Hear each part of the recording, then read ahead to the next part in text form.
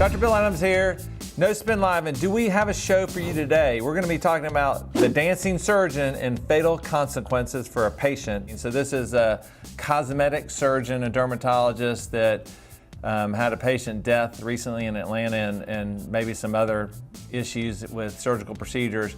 You know, Jason, I'm going to start with you. There's a lot to talk about in this, isn't there?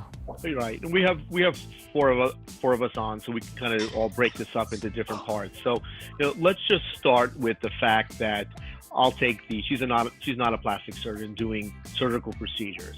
So let's just start with that. She's advertising herself as a plastic surgeon. Now, bad things can happen in our hands and other people's hands. We've covered some of the problems with buttock fat grafting, Dan, and some deaths with that. So we know that among real plastic surgeons, bad things can happen. But why take the chance to go to someone who's non-board certified, who's not a plastic surgeon, to do an invasive procedure? So I think just starting from that, that's just dead wrong. But otherwise, bad things can happen, and a lot of things went wrong in this case. So I'll start with the not a plastic surgeon doing plastic surgery. First ding. Next. I think if anyone calls themselves the best, the first, the only, I think that sets up a red flag. And I think patients need to be aware of that. A person who is truly skilled is generally going to be a little bit more humble, and at least the people I share company with would be hesitant to call themselves by those terms. Certainly someone who's not even board certified in the specialty, and then to say that they're the best, that kind of scares me.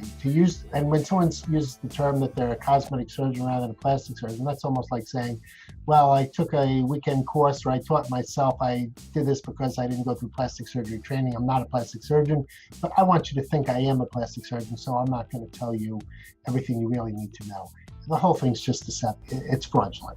This person was a dermatologist. So did dermatologists do surgical training? Dermatologists aren't trained as surgeons. There are some procedures they do, removing skin lesions. Some of them will do some local anesthetic procedures, small area liposuctions. But this woman on the videos, the other thing she's famous for were these intraoperative music videos, and she was doing surgical procedures where her knife was moving to the beat of the music, and that takes it to a whole nother level of wrong.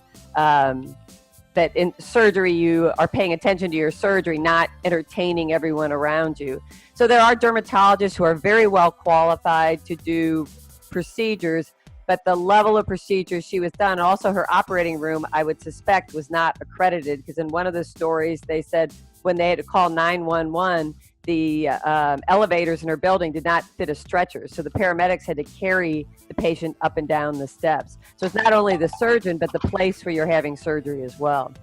I want to cut it similar to Pat. When you're a surgeon in the operating room and your patient's asleep, it is almost as intense as a code. You should be focused on that patient 100%, and your goal is to finish the operation as efficiently as possible to minimize the anesthesia time. And, everything that didn't have to do with that patient care, dancing, singing, gesticulating, is all completely inappropriate. And I think that putting a camera in an operating room for entertainment should be illegal. I don't think an operating room is where entertainment should be sourced. It's a place where surgery should be performed. How do they do these procedures? Because most of them don't have hospital privileges to do what they're doing, right, in their office ORs. I mean, I don't understand how some of the people get the guts to embark on some of these things. I mean, some of these are complex surgeries, and you can get into some bleeding from some of these big excisional procedures. I mean, it's a tough case. We sweat every case. Nothing is minor that we do. Every little case, little cyst, stitch by stitch is a millimeter by millimeter surgery. And as I've said before to all you guys, when you're in the operating room, you need to focus, you need to get done efficiently, and you need to really get that patient off the table safely. Yeah, it's just a shame that this happened to this woman. It's a shame that there's other people that obviously been harmed by this individual. But it gets back to something we talked about before, and my blood boils every time we're having to say this again, but I don't understand why the government has an important role to protect the public. and the regulators and the state boards that handle the medical licensing, they need to do something about this, because if you have people that are not going through the proper training, every one of you guys on this show is educated residents and trained people and done education for many, many years. And you know how long that takes and how many years of training it takes to train a resident. And these are people that are going to weekend courses, or maybe they had 6 months of training but no formal surgical training. It's a joke. None of these people have hospital privileges to do the procedures they're doing in their office.